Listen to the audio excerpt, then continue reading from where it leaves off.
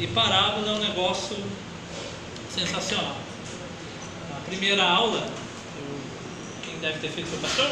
A aula número 1 da revista, a primeira aula dessa revista. Nem sei que livro. Você lembra? A primeira aula é aquela que explicou, né, o que é parábola e tal, então é... Foi o Evivaldo. Não. Então, baixo. Então, as parábolas... Pode sentar mais pra frente também, né? É, verdade. Tira essa mochila aqui. Senta do lado do pastor, o pastor não morde. Pastor não é alemão, hein? Pastor não morde. Bom, parábolas é um método de ensino que Jesus usava que te dá a facilidade de você guardar as lições. Então, é muito mais fácil decorar uma parábola do que um sermão, por exemplo. Porque a ideia é decorar a história da parábola.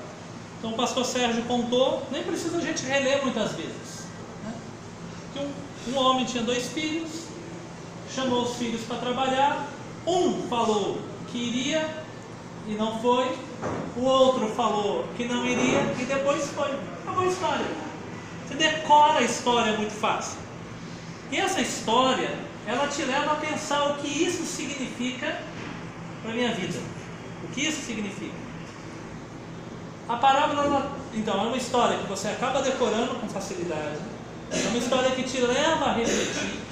Se vocês observarem, a maioria das parábolas Jesus não explica o que significa. Não é isso? Se não me engano, são apenas 2 parábolas que Jesus explicou o significado. A maioria ele não explica. Porque ele quer que as pessoas pensem o que isso significa.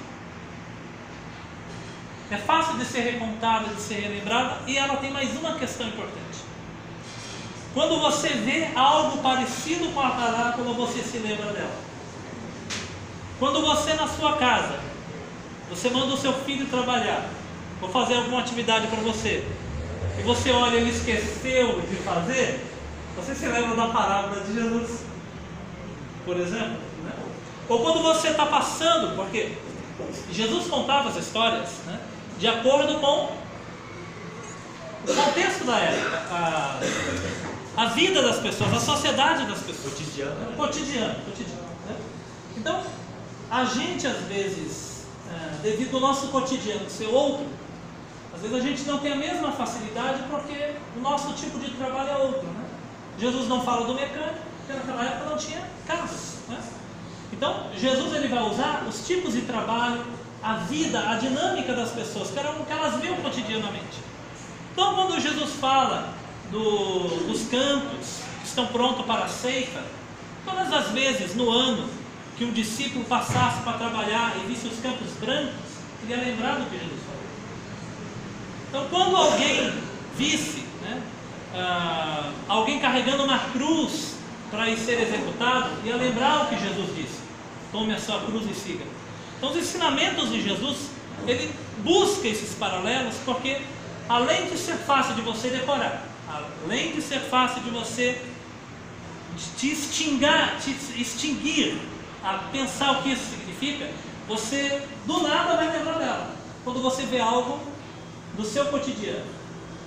Quando você chega em casa e vê a sua mulher fazendo pão, amassando a massa, você vai lembrar que o reino de Deus é semelhante a uma mulher que esconde 3 medidas de farinha na massa até que ela cresça. Esse é o reino de Deus. Isso acontecia toda semana. Né? Então essa é uma prática de Jesus muito interessante. E essa prática de Jesus, ela é acrescentada de exageros que a gente não percebe. Esses exageros, na verdade, são coisas engraçadas, gracejos, né? Coisas que você olhava e falava assim: pô, mas Jesus contou a história, mas deu uma bela história de pescador, entre aspas, né? Que era algo que tornava engraçado e fazia você pensar. Por exemplo, quando ele diz que a mulher esconde 3 medidas de farinha numa massa de pão, é mais ou menos como eu falasse que a sua esposa vai fazer um bolo e colocou 3 kg de fermento no bolo. A gente não percebe porque a nossa linguagem é outra, né? Mas Jesus usou um exagero, que isso chama atenção. O quê? A mulher colocou 3 kg de fermento no bolo, né? Algo do tipo. Ou, quando fala que vai despedaçar o servo e depois ele vai ser preso, mas se ele foi partido ao meio, como ele é preso depois? Então são coisas que Jesus conta que o pessoal olha, tem um tom curioso ou engraçado, mas que ajuda a chamar a atenção e a lembrar também. Mas o fato é que essa distância cultural, espacial e temporal, ela acaba sendo um pouco de bloqueio para nós compreendermos perfeitamente as parábolas, né? A lição principal, a gente não tem nenhuma dificuldade. Mas quanto mais você conhecer da cultura de Israel, principalmente daquela época, melhor você vai entender o que Jesus queria dizer. E essas duas parábolas que eu vou apresentar é um exemplo da dificuldade que nós temos para compreender algumas coisas sem conhecer um pouco da história ou da sociedade judaica.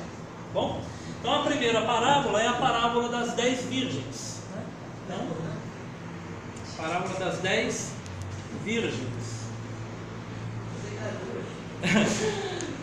Então vamos pegar aqui a revista. Olha só, a lição número 11. Despertemos para a vinda do grande rei. O pastor, o irmão Anivaldo, ele já pegou a parábola que está dentro do sermão escatológico, né? Então nós vamos ver que agora essas parábolas são parábolas escatológicas. Às vezes a gente acha que a escatologia está restrita ao Apocalipse. Não é verdade, né? Então tudo aquilo que está falando dos tempos, do fim, das questões tanto da volta de Jesus, o anticristo, o grande julgamento, né? Tudo isso é escatológico e está espalhado por toda a Bíblia. Porque tem pessoas que acham que escatologia seria só o Apocalipse, mas não é. Porque o Apocalipse, a maior parte dele é escatológico, mas Jesus também tem a sua escatologia, né? E aqui nós temos 3 parábolas pelo menos, que o Mivaldo já trabalhou, e essas duas estão dentro de um pensamento que vai remeter à volta de Jesus. Então, primeiro vamos ao textual, tá? Vigiai. Já perguntaram aqui hoje o que é vigiar. O que é vigiar? E vigiar é o que mesmo que alguém respondeu? É estar atento. Presta atenção. Vigiai. Vigiai, pois, porque não sabeis a que hora há de vir o vosso Senhor. Então aqui está dando um motivo de estar vigilante. Então nós temos aqui, vigiai, e nós temos o motivo de vigiar. Por que tem que estar vigilante, né?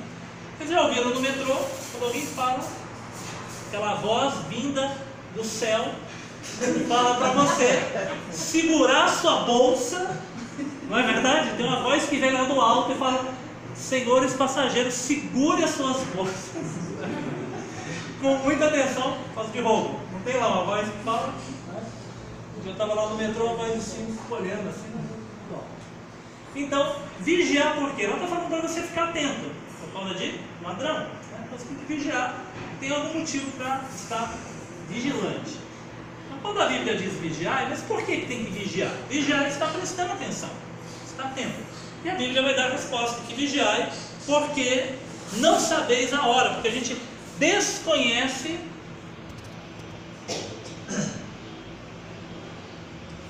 vou colocar momento, o momento do retorno de Jesus. Então esse é o motivo que a Bíblia dá para vigiar. Vigiai. Você poderia perguntar: Jesus, por que vigiai? Porque vocês não sabem o momento que eu vou voltar. Esse é o motivo de vigiar. Pergunto: a volta de Jesus vai nos pegar desprevenidos? Sim ou não? Não. A gente não sabe a hora que ele volta. Então vai nos pegar desprevenido? Sim ou não? Não. É dividido. A volta de Jesus será como um ladrão? Sim. Está na Bíblia isso? Tá ou não? Viu? Tá. O ladrão, ele vem a hora que a pessoa sabe? Não. Então a volta de Jesus, ela vai nos pegar desprevenidos, sim ou não? Sim. Depende. Quem vigia vai ser pego desprevenido? Mesmo sem saber a hora. Você está agarrando a sua bolsa no metrô. Você sabe a hora que alguém vai tentar te roubar? Não. Mas se alguém aparecer, você está desprevenido? Não. Porque você está atento. Então está escrito no livro de Tessalonicenses. Nem separei aqui, mas abre aí comigo. Deixa eu ver se a memória não falha. 2 Tessalonicenses capítulo 5. 2 Tessalonicenses. Está depois de 1 Tessalonicenses. Desculpa, é primeiro mesmo. 1 capítulo 5. 1 Tessalonicenses capítulo 5. Versículo 4. Quem vai ler? É primeiro, tá? 1 capítulo 5, versículo 4. 1 Tessalonicenses capítulo 5, versículo 4. Quem encontrou? Sim. Mas vós, irmãos, já não estáis em trevas, para que aquele dia vos surpreenda como um ladrão. Porque todos vós sois filhos da luz e filhos do dia. Ok, tá bom. Né? Olha, nos versículos anteriores está falando que... Olha o versículo 2. Zé, você que estava lendo, leia o 2 por gentileza. Porque vós mesmos sabeis muito bem que o dia do Senhor virá como um ladrão de noite. Olha só, ele diz, vocês já sabem que o dia do Senhor vem como um ladrão. Mas no versículo 4 ele diz, mas vocês não estão em trevas para que esse dia vos surpreenda como um ladrão. Então a volta do Senhor deve ser uma surpresa para quem não está vigiando, para quem não está preparado. Mas ele não deve ser uma surpresa para quem está preparado. Porque imagina, se Jesus volta hoje, você fala, nossa, Jesus voltou, eu nem sabia que ele ia voltar. Esse é o cara despreparado, né? O cara preparado, Jesus voltou, sabia que qualquer hora, não sabia quando, mas sabia que ele ia voltar. Lá na Rússia voltou um camarada. Certo? Bom, verdade prática. Jesus pode voltar a qualquer momento, por isso temos que estar preparados. Jesus pode voltar a qualquer momento, por isso nós temos que estar preparados. Que momento? Pode ser hoje. Nós estamos esperando almoçar, talvez nem vai dar tempo. Mas diz a Bíblia que tem um banquete lá. Depois a gente deixa esse, né? Se alguém ficar, vai sobrar comida. Mas lá tem um banquete também, né? Tá bom. Vamos lá. A leitura bíblica, tá? Eu quero que os irmãos prestem atenção, porque eu vou explicar duas parábolas, das 10 virgens e a dos talentos. E uma está depois da outra, né? Está na sequência. Então, vamos fazer a leitura aqui usando a revista mesmo, tá? Então o reino dos céus será semelhante. Estou lendo e fazendo alguns apontamentos. Mateus 25, versículo 1. Né? Mateus 25. Uma coisa que eu quero observar é que um dos temas mais recorrentes de Jesus é o reino de Deus, o reino dos céus, tá? Vou colocar reino de Deus, reino dos céus. Só que você não encontra em Jesus uma definição do que é reino de Deus. Nós temos na teologia, livro de estudo, revista de escola bíblica, em pregação, né, o que é o reino de Deus. Mas Jesus nunca se preocupou a falar assim, olha, a dar um conceito, uma definição. O reino de Deus é isso. Não fez isso. Mas muitas das parábolas de Jesus, ele falou, o reino de Deus é semelhante a isso. Aí ele conta uma história. Muitas vezes. Curiosamente, aqui, geralmente, o reino de Deus a gente associa com esse momento nosso agora. Né? Jesus disse, arrependei-vos, porque é chegado o reino de Deus. Então, arrependei-vos, muda, como diz o pastor, muda a sua mentalidade, se arrependa, muda o curso de direção que o reino de Deus chegou. Então, para esse momento agora, certo? Só que nessa parábola, Jesus vai contar uma história que ele diz que o reino de Deus é semelhante, mas apontando não para o agora, mas para a consumação da volta do Filho de Deus, o próprio Jesus. Então, se você olhar o versículo 1, então o reino de Deus será semelhante, ele vai contar uma história. Olha o versículo 13, vigiai, pois, porque não sabeis o dia nem a hora em que o Filho do Homem é de vir. Então o reino de Deus é semelhante, ele conta uma história e ele dá a lição no final. Vigia, porque você não sabe a hora que eu vou voltar. Então, o reino de Deus está relacionado não só com esse momento presente, mas ele está relacionado com a volta de Jesus. Porque a gente já começa a experimentar o reino de Deus hoje. Quando a gente fala reino, a gente pensa num rei, a gente pensa num conjunto de leis, né? Então nós estamos debaixo de um senhorio, de um rei.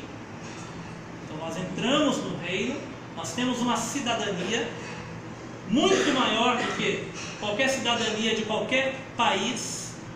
Então para nós não importa se o camarada é carioca, paulista, nordestino, africano, europeu, americano, porque a nossa cidadania principal é de reino de Deus. Isso?